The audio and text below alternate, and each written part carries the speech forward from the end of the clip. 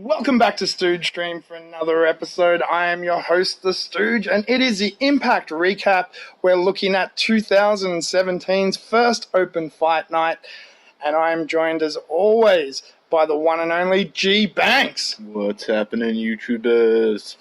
So it's nice to see open fight night back. This is a concept from quite some time ago, where for one Impact a month, stipulations. I believe this is my first open fight night. It is. Because last year, I don't believe they had one, or I don't remember them having one. I'm not too sure. I think it ended. They had a one-night stand. Yeah. I know they had that, and I remember seeing that, and they had a fair few of them throughout the year. I don't remember seeing... So open fight night was basically a monthly one-night stand. So one episode a month, there was no storylines.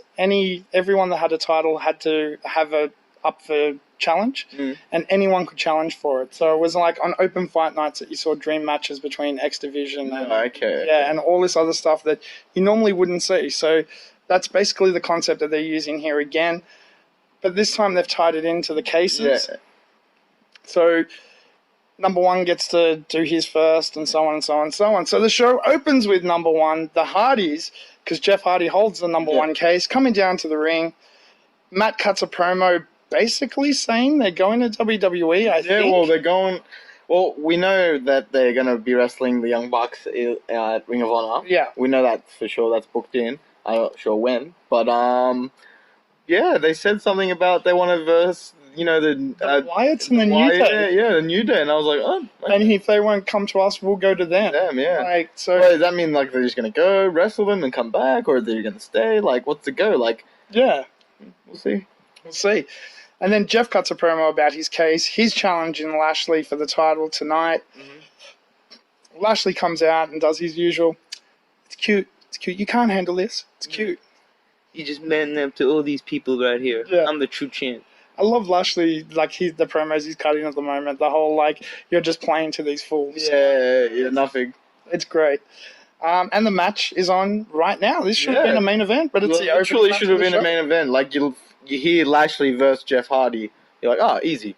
For the world title. Yeah, for the world title, mind you. Why not? Yeah, why not? Just make it a opening night match. Start off the crowd nice and fresh. And this was a great wrestling match. This was an awesome match. We actually watched the Royal Rumble recently with John Cena and AJ, which was an awesome match. Which is a 5-star match. Yeah, but this... Yeah.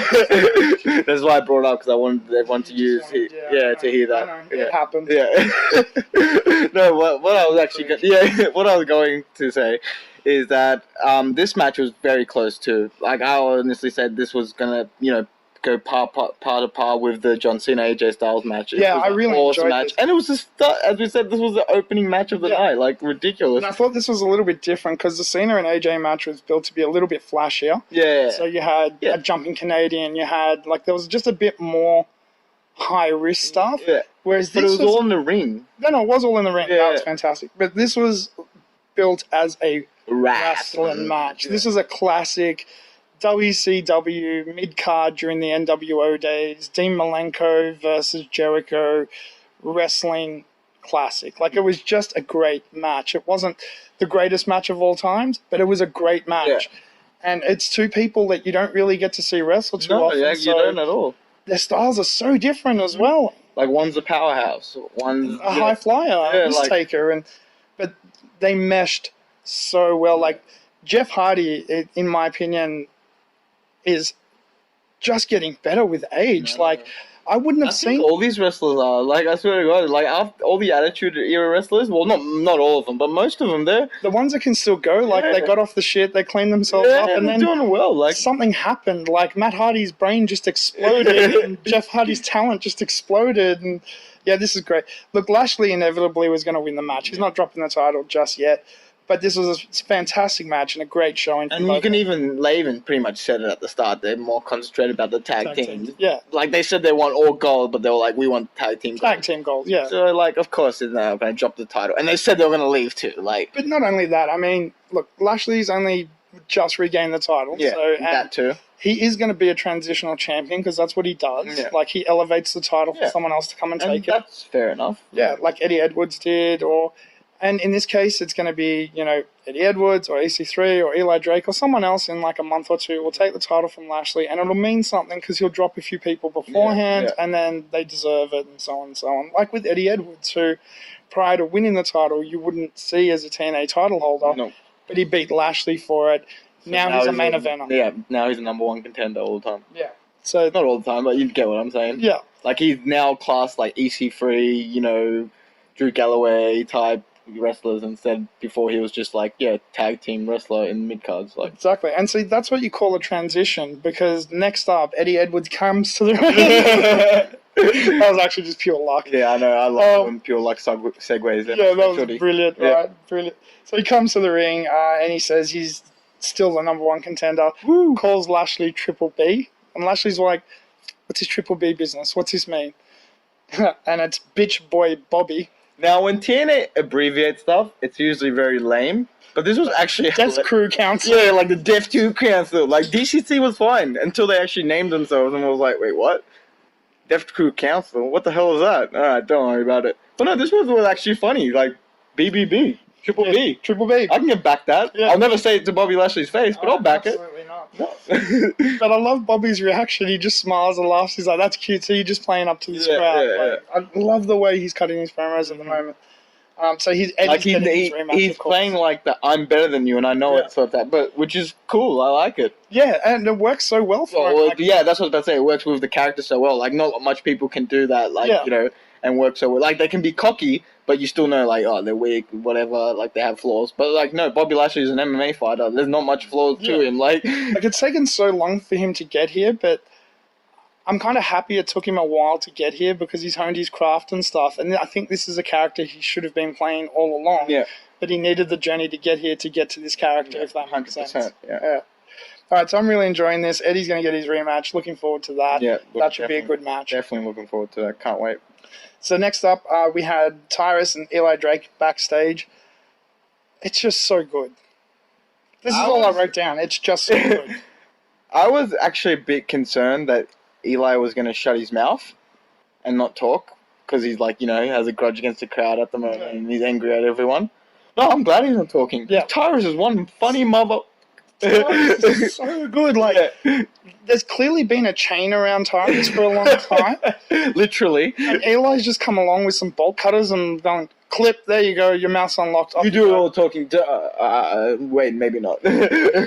He is so good. Yeah, those two are working well with each other. The fact that one of them's not even talking and the person that's not talking is like a superstar. Still getting over. Yeah, still getting over. Like, it's ridiculous. And Tyrus is finally getting over. Like, this dude, we've been behind him for so long. Yeah, for so long. He's infinitely talented. He's so funny. I've seen so many interviews with him where I'm like, why don't they just let him be that guy? The Fixer promos got me through by the tough times in TNA for that little bit of period. Because you just say Fixer promo, it's all good. I swear to God, it was like, when you see, like, in cash only, bro. Yeah, when you saw the 9/11 stuff happening, you're like, oh, that's so bad. And then it cut over to the ads, like, next up, Simpsons. Like, alright, or something like that. It's like, that was literally what was happening. Yeah. It was like TNA's darkest times, but you got those Fixer promos to get you going. He's so funny. If you want to see some great interviews, like, he's controversial, don't get me wrong, and I don't agree with all of his opinions at all. Like, his political opinions I don't agree with at all, but it doesn't matter. Like, he's allowed his opinion and I'm allowed mine. But if you go watch an interview with him with Sam Roberts on the Sam Roberts show, he is you told me about that. So good. And I'm like, why isn't he allowed to be that guy? And now they're just letting him be that guy. Yeah. Like, it's fantastic. And he used to show that a little bit when he was with EC3, when he had actually paired up with Rockstar Spud, they had this awesome thing together. Like, you saw these little flashes, but they just kept getting reined back in. Yeah, they're like, no, we want to make you the tough Big Show type. Yeah, it's like no, just let him be the funny guy. He's the funny big guy, the funny powerhouse. He's scary. He's funny because he's scary. Yeah, that's what I was about to say. His jokes are corny, but you're like, I'm laughing. Don't hurt me, dude. I'll laugh. Pretty much. Yeah. No, we love you, Tyrus. There was a few of these throughout the show until we saw them at the end, so we'll come back to that later on. Next we had Rosemary and Brandy Rhodes backstage. Rosemary apparently has been trying to draft Brandy Rhodes into Decay. Yeah. She's denying her. she really, really wants Brandy to join Decay, so apparently that's what's going to be happening now. I look forward to seeing her torment her. Yeah. Like, it should be interesting to see what she does. I like where they're going with this. Like, I was thinking to myself, like, what are they going to do with Brandy? Like, because they were putting her here and it wasn't working. They were putting her here and it wasn't working. Like, she's going to turn heel and go with Decay eventually. And it'll be like a pivotal moment. It's, you know, in a tag team match with her and someone else, and they're rising up, and then she turns onto them. And you know what, dude? Spits a mist in their face. The fact that now there'll be, like, you know, 2 female members of Decay, they might go for, like, you know, there's no tag teams. They can create one. Yeah, they can create one, or maybe, you know, possibility endless. Rosemary's Bodyguard, or something, vice versa. Yeah, something like that. Make it interesting. Or they can go after. No, what I'd like to see is them, like, Rosemary turn face, recruit Brandy and someone else, and they go after the girl club, the Maria. Yeah. That would be not go face, just chaotic neutral. Yeah, okay. They're just they're sick of that girl bullshit. Yeah, I can see that happening. First, you got the heel turn, so Brandy turns heel, joins Decay, that type of thing, and then like Ali convinces them to help them destroy the other chicks. Yeah. There's a story for you, TNA. Yeah. Free of charge. Yeah, we don't want to get paid. Just some free tickets for here and there, just from around when you're ready. Some DVDs, merch. We'll take it. Anthem. Kidding. Yeah. All right. So there's a few Aaron Rex segments. The first one was him in a golf cart with Spud. Yeah. Spud's putting the red carpet down for him. These are actually getting pretty funny. They're winning me over, man. Admittedly, I'm liking these. All right, I have to admit, like, I think it's a good setup for what's coming. So the next bit, you had Aaron Rex getting his makeup done backstage, and then later on in the show, he was doing like a day in the life of Aaron Rex, and okay, so it wasn't bad, but with Rockstar Spud, Rockstar was actually that's what actually I think that's what was winning. Yeah, I think that's what was winning me over. Aaron Rex isn't winning me over. Rockstar Spud. Yeah, I think I come to a conclusion now. I was more laughing at Rockstar Spud than Aaron Rex. But this angle's winning me over for a reason, because it's going to put Robbie E over. Because when Robbie E comes and interrupts him, he's like, man, are you still doing this? Yeah, it's actually given Robbie E a big pop too. But it's Robbie E saying what we're all thinking. And it's Robbie E saying it too. Like, he's actually a goofball too, like, at the end of the day. Like, he's not like the most serious wrestler. Exactly. And if he's going out there saying to Aaron Rex, like, what are you doing? Yeah, there's something wrong with you. I'm the dickhead that wears a turkey suit every year, and I'm telling you, what are you doing? Seriously. I'm from Josie, and I'm still telling you what are you doing. So I hope it's going where I think it's going, and if it does, I'm liking that. But I don't think this is a lasting character. I don't think there's a lot of thought behind it. And honestly, like, you can only run with something like this for a really short period of time, or you're going to get branded with it. Yeah. You'll get, it'll either be, gone instantly, or you'll be a gold dust forever. Yeah, and I don't want to see Aaron Stevens get branded with this, because he is actually talented. Yeah, he is. So, all right. That's the reason they brought him over. Yeah. He's a good wrestler, so I want to see him in some serious angles at some point. You can't do it when you play a character like this. It doesn't work. Sorry, I'm losing my voice at the moment. So next up we had Sienna with Maria, of course, because she flanks all of her girl pals. Yeah. Versus Brooke. This was another really good match. It was a little bit slower. It wasn't set up to be an ultra-fast, high-flying match. It was set up to be a little bit slower. This was the only match of the night where there had nothing to do with any briefcases or anything. It was like just its own thing. Like, it was its own little storyline happening there. Yeah, and it's kind of Brooke's comeback storyline, and so I'm enjoying, like, Brooke's clearly kept up with training and stuff. Yeah, she hasn't missed a beat. At all. She's Jinx Yomiko. Pepsi bitch. Oh, okay. Pepsi in this house. Yeah, sure. But she's still fantastic in the ring. She can just move around, so you can see that she is an ex-athlete. Like, she has the way her body moves. What was she before? Wasn't she like a cheerleader? She was a cheerleader or something like that. Yeah, of some sort. I can't remember. I can't remember exactly what she was, but she was an athlete of some description. You can cheerleaders are still athletes, even though they're dancers. 100%. Dude, the amount of training and work that they have to do, they're professional athletes.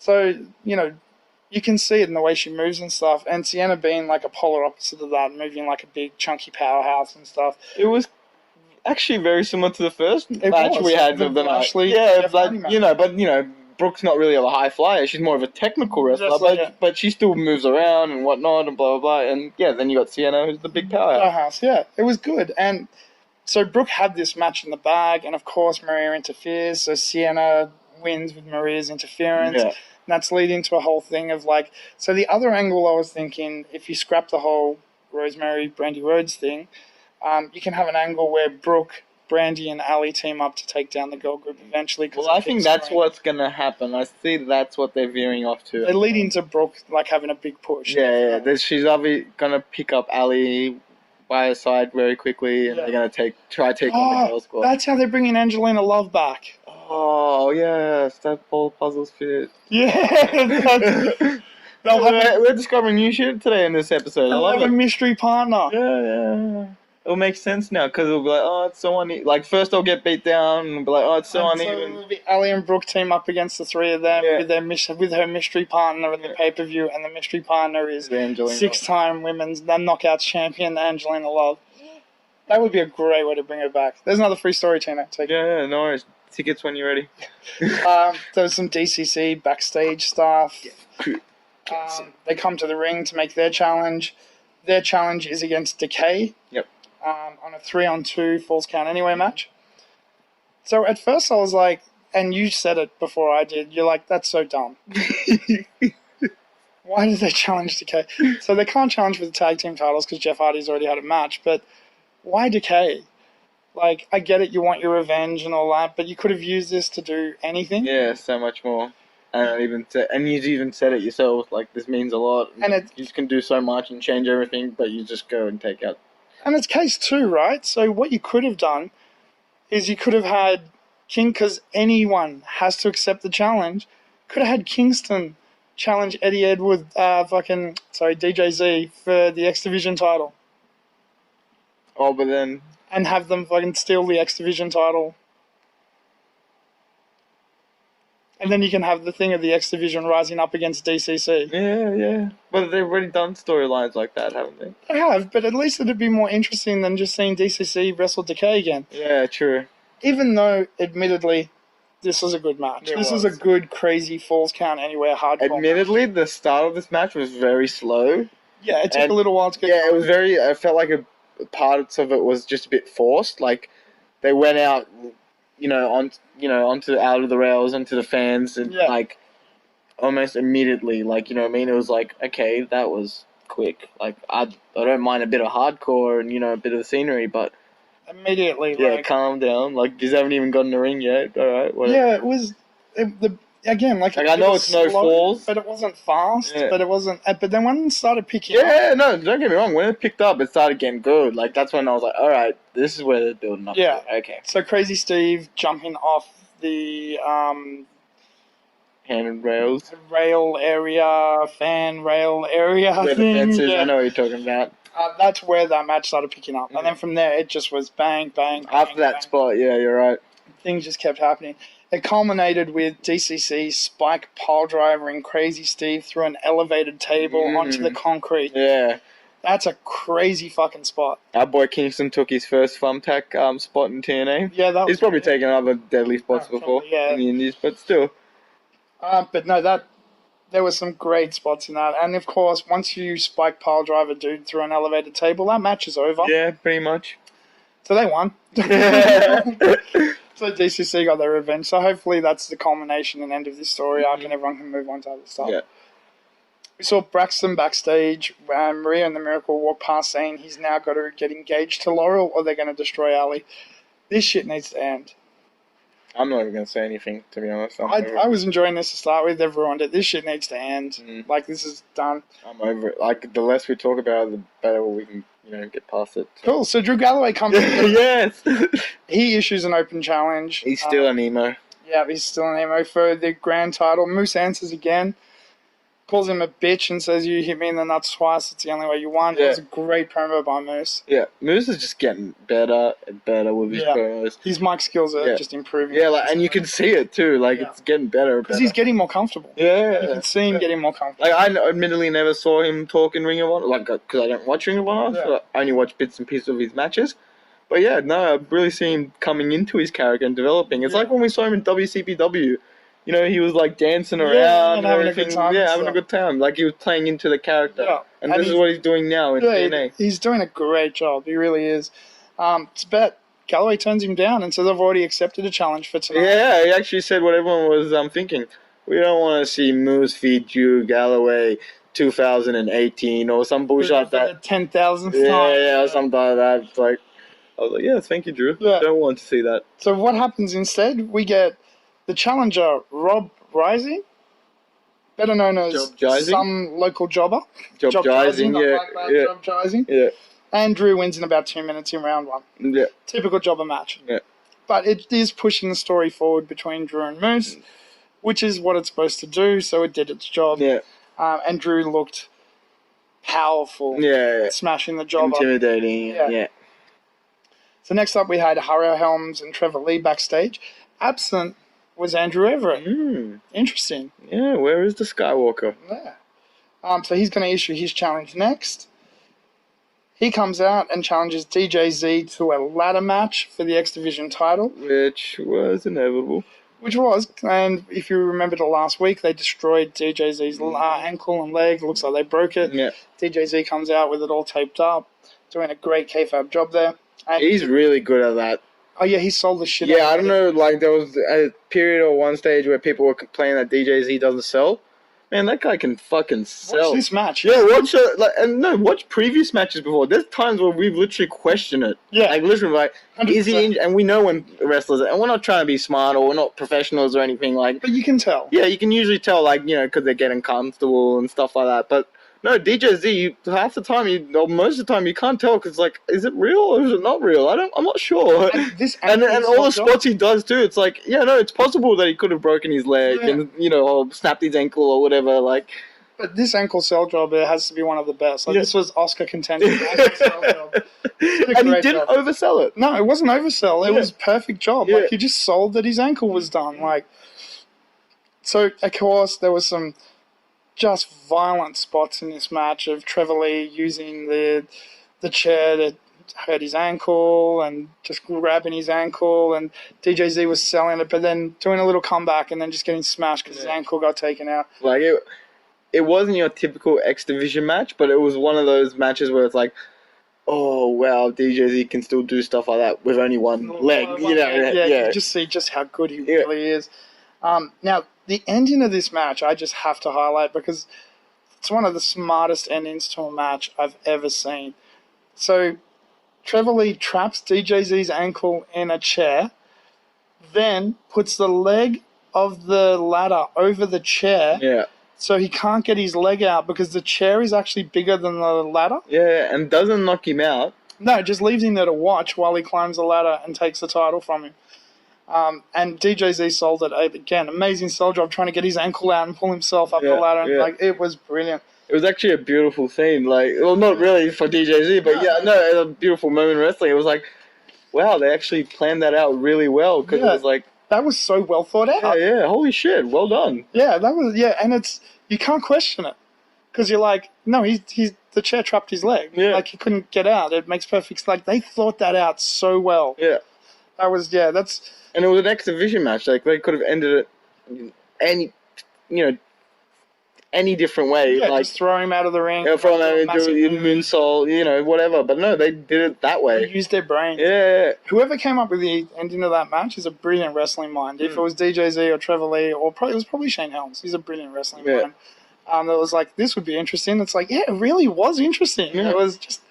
And again, that wasn't the greatest match ever. And now it was interesting. And now we'll open up to different stories. Like, DJZ now will obviously come out like, you're a cheater. If my leg is not stuffed, I would have, got up and smashed you, pushed the ladder out. But in the meantime, like, he's injured enough that they can move him away for a couple of weeks. Yeah. And we can go into the Andrew Everett storyline. And then once that finishes in like 2-3 weeks, because that's only going to be quick. Yeah. Then DJZ will come back and... Yeah, I can see that happening. Yeah, I'd be very interested for them to set up a tag team match with DJZ and Andrew Everett versus Trevor Lee and Harry Helms. Well, we want to see Harry Helms wrestle. Yeah. I thought when he came to TNA, I thought we were going to see him wrestle, but no, he's just been doing the manager role. Yeah, and one moment of generic super. Yeah, that was awesome. Hello, superhero. Thank you for helping. Yeah. So Eli Drake and Tyrus have another little backstage bit again. Tyrus is just so good. He's just shining. I love It's amazing. What does it say? We love your work, Tyrus. Keep doing what you're doing. Amazing. Don't change. So they come to the ring, and again, Tyrus is just hitting. Dude, he's batting 100 for 100. Like, he just came out and played Good the analogy. audience, Yeah. then called them dummies, and did the whole, like, he was just And then, like, fire. he told, like, the crowd to do something, like, yell or say something, and Yeah. they did, and he was like, you're right, they will tell you to do They're so stupid, they do anything you say. like, Todd laughed. Dummies. Yeah. He was so on fire. So they challenged I love when he started introducing, who were they versing? EC3. EC3, yeah. Like, you know, called him out and called him a bitch and stuff like that. Oh, dude, just the little moments as well. Like, hey, do you need some help in the ring? Here, let me help you. Remember when we used to do this? Yeah. It was like when I used to work. And EC3 goes to the other side. Yeah. And the bruise on EC3. How the fuck could EC3 stand up straight? Mm. The bruise on his side, like, that wasn't makeup, folks. That was real. Yeah. Like, the bruise on his side, like, that's working through pain. That's like, yeah, it looked painful when he took his shirt off. Like oh. He could barely move his left side. Yeah. You could see it, dude. And the amount of pressure that would be putting on, like, it would be restricting his breathing, his movement, just the amount of pain. He didn't talk that night, so obviously it was him. Yeah. I'm pretty sure.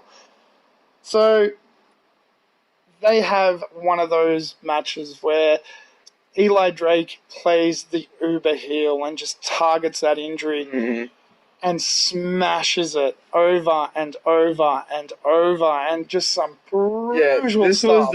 This was one of those type of matches where it was how tough is EC3. Yeah. No, I think this was like the way this was billed to me, and I don't know if it came across this way to you or not, was like this was just EC3, like, not only how tough is he, but how can you do this? Yeah.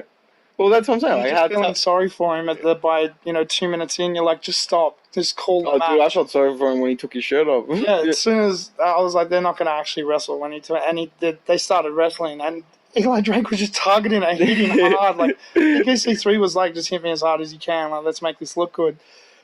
But within a minute, dude, I was like feeling uncomfortable. I'm like, this isn't right. Like, someone should be stopping this. Like, this is bad. That's how well these guys sold me. Like, it made me feel uncomfortable. Like, it's... Well, I didn't feel uncomfortable, but it showed that side where, like, EC3 is a tough nut. Yeah, and he's just so like, tough. yeah, like, dude, just stay down. Yeah, like, just stay down. You don't have to prove yourself. You didn't have This reminded me, it's similar in styling. It's not exactly the same, obviously, but it's similar in that the Tommy Dreamer Sandman moment from ECW where Sandman's beating Tommy Dreamer with a cane. Oh, you've told me this, yeah. So they had a match, and whoever lost the match got beaten with a cane. So all he had to do was stay down, and he just kept getting up. And he's just beating him with this cane, dude, and there is blood pouring out of his back. Like, and they're not bleeding. Like, he's just bleeding by this point. There's a woman in front yelling, Tommy, please, and it's not a plant. Just a woman in the audience, like, crying, yelling, please stay down, Tommy, please.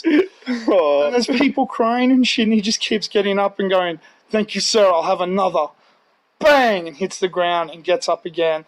It felt like that to me. Like, every time Eli Drake hit him with something, you could see the pain on his face, but he got up and tried to, like, just kept going and just kept going and just kept going. You're like, dude, you don't have to prove anything. Like, and especially, like, in this day and age, too, like, he didn't have to come out there. Like, if anything, he should be resting, like, keep himself fit for the next events or whatever, Sin Cara tried to call a match against Alberto Del Rio where he broke his finger in the match, and he's grabbing the ref and Alberto Del Rio comes over, and you could see him look at him, and the dude's pointing at his finger, and he kicks him.